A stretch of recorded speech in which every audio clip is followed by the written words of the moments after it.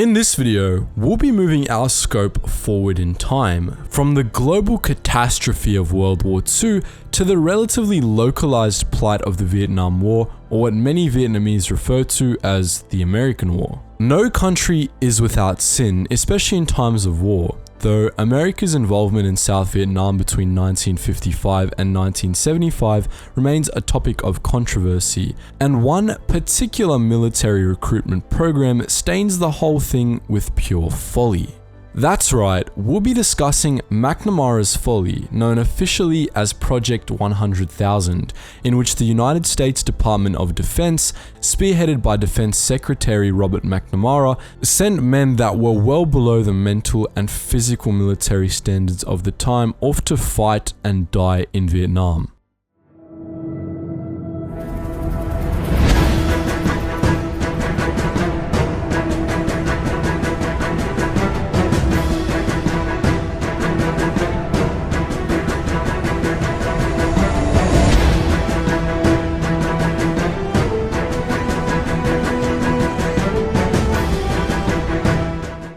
In 1966, the US government was calling for more and more young Americans to go and spill their blood in the jungles of Vietnam, drafting almost 50,000 each month.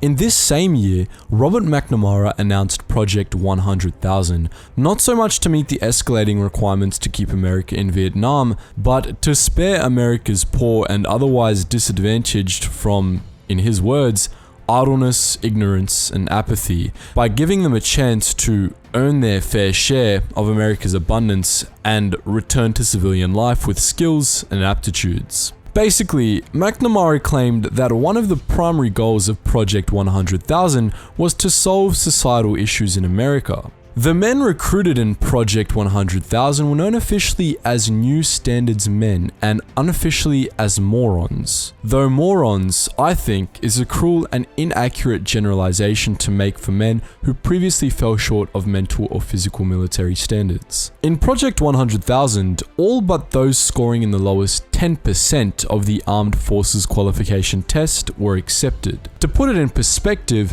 more than 80% of NSM were high school dropouts. Around 40% read below a 6th grade level and around 15% read below a 4th grade level. As for physical standards, they were not directly lowered, though the medically remedial enlistment program was implemented, allowing those with minor and/or correctable conditions to be enlisted. Such conditions included, but were not limited to, being no more than 10% under the minimum weight, being no more than 20% over the maximum weight, having undescended testicles, having hernias, having hemorrhoids, and having a deviated nasal septum. In a social context, most came from economically unstable homes and non-traditional family structures, with 70% of NSM coming from low-income backgrounds, with 60% coming from single-parent families, and with almost 10% sporting pre-service civil court convictions. Considering these percentages, Robert McNamara's purported goal of giving America's poor and otherwise disadvantaged a chance to earn their fair share of their country's abundance and return to civilian life with skills and aptitudes makes at least some sense on paper. To put names on the numbers, the Project 100,000 recruit John Grant, who boasted an IQ of 66, went AWOL 15 times, and another recruit, Kenny Matz, could not take notes nor spell words properly, having suffered a brain injury in his youth. He also went AWOL. Coming from a broken home and unemployment and with only an 8th grade education, Gus Peters failed basic training and tank driving courses before getting released with an undesirable discharge and going home no better for it. Hamilton Gregory, US Vietnam War veteran and author of McNamara's Folly, the use of low IQ troops in the Vietnam War, said he was in an induction center in 1967 when a sergeant entered and asked for a college graduate. Gregory, a military volunteer and a college graduate, threw up his hand, and the sergeant put an NMS recruit in Gregory's charge, telling Gregory that the NMS recruit could neither read nor write and would need help, ending the conversation with, "Make sure he doesn't get lost. He's one of McNamara's morons." Gregory then went on to describe babysitting the NMS recruit, who he said was unhealthily thin and didn't understand what basic training was, nor that America was at war. Gregory even made the recruit's bed and tied his shoes, and also said that the recruit couldn't tell left from right and became terrified and confused when shouted at by his superiors. On the rifle range, the NMS recruit was dangerous, so dangerous that he was put on permanent kitchen patrol. McNamara intended for NSM to receive the same training as non-MSM soldiers on top of any necessary special training, and for them to have access to the best technology, primarily in the form of educational videos and multimedia, which he believed would almost counteract their mental handicaps. McNamara predicted that 150,000 NSM would be enlisted each year, with 40,000 being enlisted in the first year of the program. In reality, Project 100,000 enlisted 49,000 recruits in the first year, and McNamara announced to the public that it's exceeding beyond even our most hopeful expectations. This was a very short-sighted deduction, if not falsified deduction.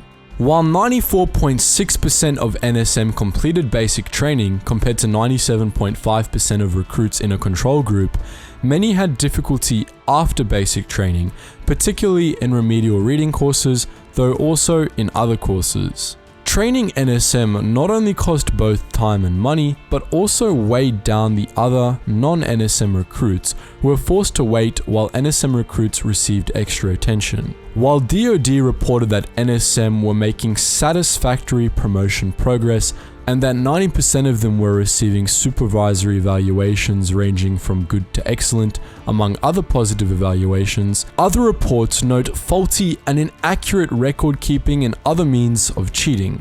Examples include recruiters and examiners fudging tests and screenings, and non-MSM soldiers taking physical tests in place of NSM.